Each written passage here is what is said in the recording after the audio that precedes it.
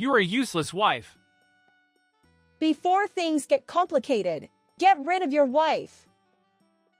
As soon as I became bedridden, Eric and my mother-in-law's attitudes changed drastically. Fearing their assets would be taken away, the two who had left the house returned without any remorse and started causing a ruckus. When I confronted them with reality, "My name is Monica, and I'm 30 years old. After dating Eric for 5 years, he proposed, and we got married. We lived with my in-laws, and initially, things were like this. Let's buy a house when we have children." We had that conversation when we first got married. Now, it's been 2 years, and we still live with our extended family. Unfortunately, we haven't been blessed with children. Eric, my mother-in-law, father-in-law, and brother-in-law, all under one roof. People around us were genuinely concerned. My parents lived far away, reachable only by plane, and they couldn't physically help me. But Eric was kind to me, and my relationship with my mother-in-law was good. I felt genuinely happy. Then, one day, I had an accident and broke my bones. I couldn't move on my own, so I ended up in the hospital. Initially, Eric and my mother-in-law visited me every day, expressing concern. But now, it's down to once a week. Still, I appreciated their visits. However, the day after the doctor warned me about potential lasting effects. Oh. You can't do any chores, but the medical bills keep piling up. You're a useless wife. If there are lingering effects, having children would be even more impossible. Yeah, maybe. Honestly, I'm relieved we don't have kids now. More importantly, if she's bedridden forever, am I supposed to do all the housework and caregiving? I won't stand for that. Why did you even marry her? To make her do housework and caregiving, of course. If she hadn't had the accident, she'd continue as our housekeeper. She disappointed me. Before things get complicated, just get rid of that woman somewhere. I get it. I'll get a divorce quickly. And there they were, having a conversation in my hospital room, thinking I was asleep. For them, I was nothing more than a housekeeper and caregiver. Since then, Eric and my mother-in-law have become openly cold toward me. Eric hardly visits, right? He's probably looking for a new woman. If only you had children, he wouldn't leave. Eric had stopped visiting, even just once a week. My mother-in-law seemed to drop by only to make snide remarks out of boredom. Towels and laundry were taken care of by my brother-in-law, who also checked if I needed anything. He went above and beyond to assist me. Almost every day, he visited me during my long hospital stay, even taking me out to the outdoor area in a wheelchair for fresh air. There were times during rehabilitation when I felt exhausted and wanted to give up, but I credit my brother-in-law for getting me through it. So far, my condition hasn't worsened, and rehabilitation has been going well, but the lingering effects remain uncertain. When I shared this with Eric and my mother-in-law. What? Seriously? See? I told you. We should have gotten rid of her sooner. The two of them argued about me. My brother-in-law intervened. What are you both saying? Monica has done everything for the house and our father. Isn't this treatment too harsh? The truth is, for the entire 5 years I've been with Eric, I've been caring for my father-in-law. When Eric and I first started dating. Since you're getting married anyway, why not live together? Exactly. Cohabitation saves money, and we can save up during that time. Let's get married once things settle down. When I hesitated. It's fine. We have plenty of rooms, and we won't intrude on your privacy. No need for rent either. What do you think? Do you want to marry Eric? Given that kind of question, What else could I say but yes? Eric then made a request. In return, Monica, while you work from home, please keep an eye on Dad, who needs care during the 4 to 5 hours when Mom isn't around. My younger brother is also here, so the two of you can cooperate and manage. My brother-in-law also worked from home. So, together, we took care of my father-in-law and managed household tasks. My father-in-law and brother-in-law had a great relationship. My father-in-law had a hobby of collecting furniture, and he even had a separate house just for that purpose. My brother-in-law and I enjoyed listening to stories about his hobby. My father-in-law adored my brother-in-law, who cared for him. Later, my father-in-law's health declined, and after 5 years of caregiving, he passed away. Afterward, Eric proposed. Thank you for taking care of Dad all this time. Let's continue together. Will you marry me? Despite all my efforts in housework and caregiving, now that I can't move, Eric and my mother-in-law treat me as if I'm useless. I couldn't help but feel angry. If you're going to divorce me, at least settle things properly. Fine. I don't want to deal with any trouble. I'll give you this house, and let's divorce without any property division. I wondered if he would really do that, but my father-in-law had left an inheritance, and it was divided among my mother-in-law, Eric, and Guy. The amount of the inheritance was about $300,000 per person. I was told to do the paperwork, and it was hard to do it with Guy. No way! I can't give up the house. If we divide the property, I'll lose half of my savings besides the inheritance. This house is just a waste of space in the countryside. It's no problem to give it away. It's worth at most $150,000. I'll have to pay a lot of fees when I sell it, so it's cheaper than losing $800,000 of my savings. Is that so? Well, if Eric says so, I can't help it. But what if we get sued later? And what if the neighbors gossip about us if we leave Monica behind? They argued about what to do with me. Then I'll take her. Guy interrupted Eric and his mother's conversation and said that. Why do you have to take her? Oh, you have a crush on Monica, don't you? I've always had a feeling. You can have her if you want. She's useless now anyway.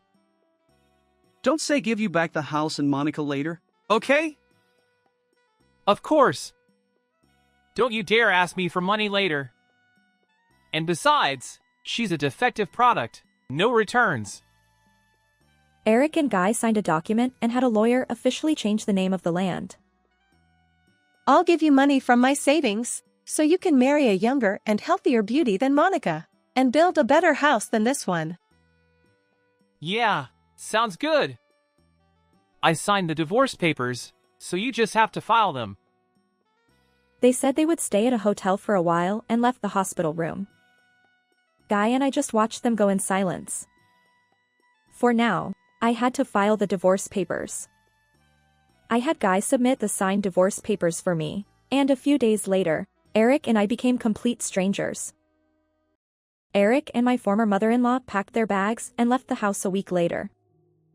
It was strange that Guy, who was Eric's brother, kept coming to see me. You don't have to come to see me anymore. We're strangers now that I divorced Eric. You don't have to worry about me now that I'm not your sister-in-law. When I told him that.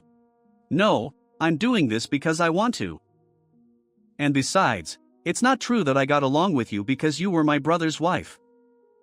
We did the caregiving and the housework together. We talked more than my brother in these 7 years. Aren't we friends? Guy said with a kind smile. I could only say thank you and express my gratitude. A month later, I was discharged from the hospital. I had to go to the hospital for rehabilitation, but I felt relieved to be back home. I wonder if those two will never come back. I'm worried they'll come back and make me work for them. If they come back, I'll chase them away. I can't forgive them for treating Monica so badly. And besides, they have no right to come back to this house. I couldn't move as usual, so Guy did most of the housework. Fortunately, I was able to return to work as a freelancer, and I think I was able to help financially. Thanks to the twice-weekly rehabilitation, I didn't suffer any after effects, and I recovered smoothly. A year later, I was able to live as usual, and I did the housework with Guy. We matched our days off and went on trips, and we got along better than ever. I hoped that these peaceful days would continue, but then something happened suddenly. At night, while Guy and I were eating dinner, there was a loud knocking on the door and the intercom rang repeatedly. Surprised, I answered the intercom and saw a person on the monitor. It was Eric. Hey! Open up! Thinking it would bother the neighbors, I opened the front door, and Eric barged in without any hesitation. What do you want? Huh? I just came back home. Why do I have to be treated like this? This is not your home anymore. Tell us what you came for and leave quickly. What are you talking about? I'm going to live here again from today. Aw, I'm hungry. Hey, Monica, give me some food. Eric ordered me. Hey! Cut it out. What are you here for?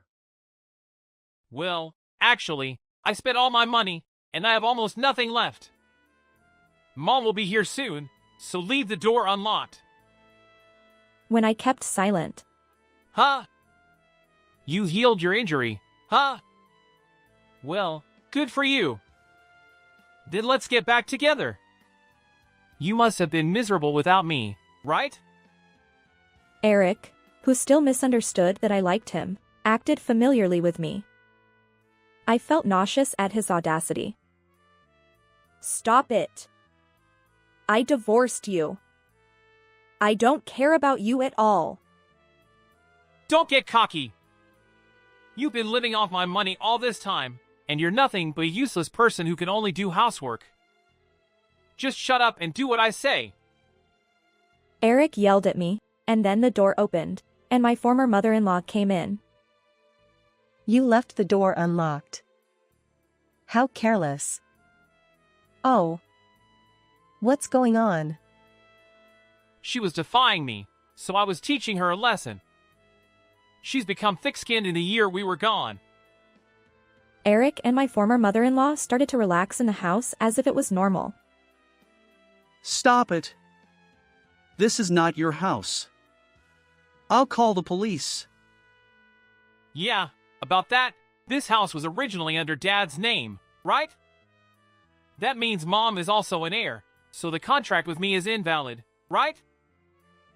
He said something unreasonable. You said you would give us the house.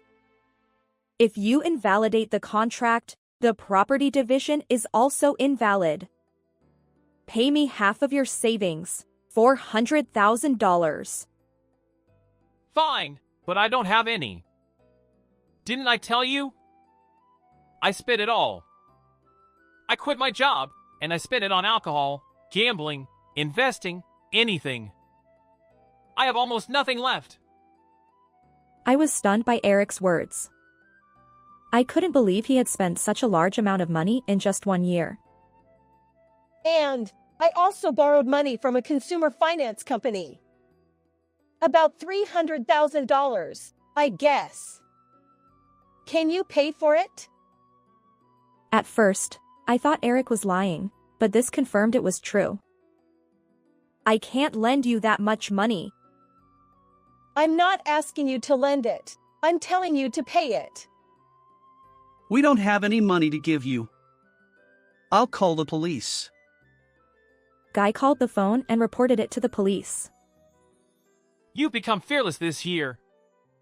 You're just trying to act cool in front of Monica. Eric started to rampage in the house, breaking the furniture that was my father-in-law's keepsake. My former mother-in-law also laughed and destroyed the furniture. How could you do such a terrible thing? That was the closet that your father cherished. Shut up. Eric and my former mother-in-law wouldn't stop. About 10 minutes later, we explained the situation to the police who arrived. This is awful. Let's talk at the police station. Huh? What's wrong with breaking things in my own house? That's right. We're just throwing away things we don't need. What's wrong with that? When the police were unsure what to do, Guy spoke up. This house was never theirs to begin with. This house belongs to Monica. Huh? What are you talking about? It's true, actually. I received a will from your father through a lawyer. It's no wonder you don't know. You gave me what I told you to, and left the paperwork to your brother Guy and me. Then, this house was yours from the start. When I told them that, Eric and my former mother-in-law were dumbfounded. So that means these are not your belongings, right? Wait! But I'm her ex-husband, you know. We're like family, so you'll forgive me, right? Don't make me laugh. We're strangers as soon as you're an ex-husband. I know you were in touch with another woman before our divorce was finalized, and you treated me like a maid instead of a family member. No, that's not true. That was, just going along with what Mom said. She ordered me to do this. Eric! What are you saying? You failed the business you started. Things didn't work out with the young girl. You went around drinking and gambling, and you got into debt. That's not my fault. According to my former mother-in-law, Eric was trying to marry another young woman after the divorce. At the same time, he quit his job and started his own business, but it failed in just 1 month. Eric was dumped by the woman who didn't want a jobless man with money, and he became reckless, spending money and saying he had plenty of it. He said he had almost no money, but it was true, he had almost nothing. That's the result of your own actions. Everything that happened was Eric's fault. So please forgive me at least. They had looked down on me all this time, but now they blamed each other and begged me for forgiveness. It was ridiculous. No, I won't forgive either of you, and this is not something from the past, right? You were ordering me around until a while ago. It's illegal to stay here when I told you to leave, and the furniture your father collected is mine, so please pay me back. That's... Fine. I'll pay for it. Just spare me from the police. You don't want me to go to jail, do you? No, I don't care at all. And, actually, we're married. I was married to Guy. What? You switched to another man in less than a year? And my brother, no less. What are you talking about? You switched before the divorce, didn't you? I wouldn't give you Monica back even when you asked you to. Stop clinging to the past. Eric was speechless. I don't care anymore. I'll pay for anything, whether it's compensation or whatever. How much? Well, roughly $100,000, I guess. What? Huh? The furniture that my father-in-law collected was made by famous designers, and they were all high-quality items. Eric and my former mother-in-law didn't know anything about that, and they thought they were just junk. You have to pay for what you broke, right? I don't know if you can get the same ones, but please pay me properly. Eric and my former mother-in-law lamented that they couldn't afford to pay for them. For now, the two of them were taken away by the police for trespassing and property damage. Of course, I didn't forgive them, and I sued them. Later, Eric and my former mother-in-law tried to get help from Guy, but... I'm ashamed to even share blood with you. He rejected them. Eric and my former mother-in-law have it coming. And then, there was something I had kept hidden.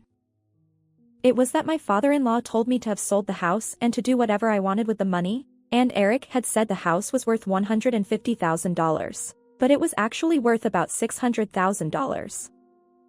It was a good location, so it might sell for more, but for now, Guy and I decided to stay in the house that my father-in-law left us, and we didn't plan to sell it. We were going to sell this land and build a new house someday. We were also worried about having children, so we went to the gynecologist for a checkup after we got married, and there was no problem with us.